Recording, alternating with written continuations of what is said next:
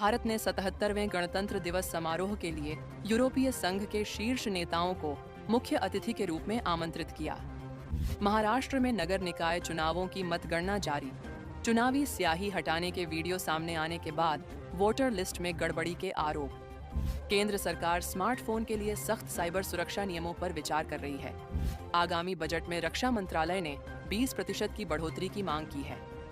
PMC चुनावों में मतदान का प्रतिशत कम रहा, जबकि पीसीएमसी में 40.5% वोटिंग दर्ज की गई। महाराष्ट्र निकाय चुनावों में धांधली का दावा किया, जिसे सीएम शिंदे ने खारिज कर दिया। भारत में नए अमेरिकी राजदूत ने आज अपना कार्यभार संभाला। युद्ध और अंतर्राष्ट्रीय की बड़ी खबरें। अमेरिका और ईरान के बीच तनाव चरम पर। ट्रंप ने ईरान में सैन्य हस्तक्षेप के संकेत दिए। सुरक्षा चिंताओं के कारण ईरान ने अपना हवाई क्षेत्र बंद किया। एयर इंडिया और इंडिगो ने रूट बदले।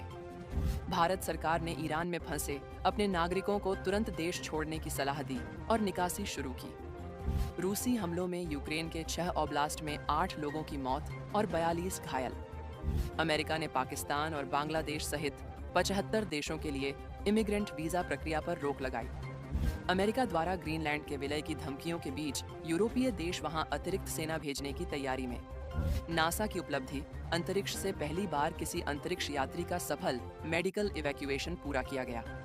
कनाडा ने $20 मिलियन की गोल्ड लूट मामले में मुख्य आरोपी के प्रत्यर्पण की मांग की। ब्रिटिश और फ्रांसीसी विमानों ने सीरिया में इस्लामिक स्टेट के ठिकानों पर संयुक्त हमला किया। अपराध की बड़ी खबरें। कनाडा के ओंटारियो बॉर्डर पर 42 किलो हेरोइन जब्त, जो अमेरिका से ट्रक में लाई जा रही थी। लखनऊ में शादी का झांसा देकर नर्सिंग छात्रा से दुष्कर्म के आरोप में डॉक्टर गिरफ्तार।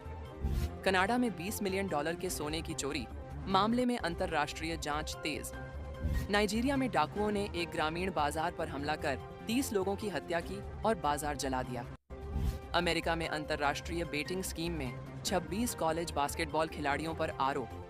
मिनेसोटा में आईसीई एजेंट की गोलीबारी के बाद भारी विरोध प्रदर्शन और दंगे। खेती और अर्थव्यवस्था की बड़ी खबरें। किसान संगठनों ने बजट 2026 के पुराने वादे पूरे न होने पर चिंता जताई। नए लेबर कोड के कारण टीसीएस, इन्फोसिस और एचसीएल जैसी कंपनियों पर 4,300 करोड़ रुपए का अतिरिक्त बोझ। ट्रंप ने एनवीडिया एआई चिप्स पर 25% टैरिफ लगाया। शशि थरूर ने भारतीय निर्यात पर इसके बुरे असर की चेतावनी दी। वैश्विक तनाव के कारण निफ्टी और सेंसेक्स में गिरावट। निफ्टी 25,650 के करीब। ईरान संकट के बीच मुनाफे की वसूली से सोने की कीमतों में हल्की गिरावट। अमेरिका ईरान तनाव के कारण अंतर्राष्ट्रीय बाजार में कच्चा तेल 3% टूटा। मौसम और दुर्घटना की बड़ी खबरें। दिल्ली एनसीआर में भीषण शीतलहर का प्रकोप। नोएडा में 8वीं तक के स्कूल 2 दिन के लिए बंद। घने कोहरे के कारण उत्तर भारत में कई ट्रेनें और उड़ानें देरी से चल रही हैं। जापान के टोक्यो में पावर आउटेज के कारण प्रमुख ट्रेन सेवाएं ठप। जापान के होक्काइडो एयरपोर्ट पर भारी बर्फबारी से सैकड़ों यात्री फंसे। बोइंग इंजन में खराबी के कारण यूपीएस विमान क्रैश होने की रिपोर्ट सामने आई। ग्रेटर नोएडा के अल्फा 2 में दूषित पानी पीने से दर्जनों लोग बीमार। फिल्मी जगत की बड़ी खबरें। विजय की फिल्म जाना नायकन की रिलीज डेट टली। मद्रास हाई कोर्ट में सुनवाई जारी। आज हैप्पी पटेल और 120 बहादुर जैसी फिल्में विभिन्न प्लेटफॉर्म्स पर रिलीज हुई। हैदराबाद में अंतर्राष्ट्रीय बैलून फेस्टिवल की तैयारियां शुरू। खेल जगत की बड़ी खबरें। वॉशिंगटन सुंदर न्यूजीलैंड के खिलाफ T20 सीरीज से बाहर।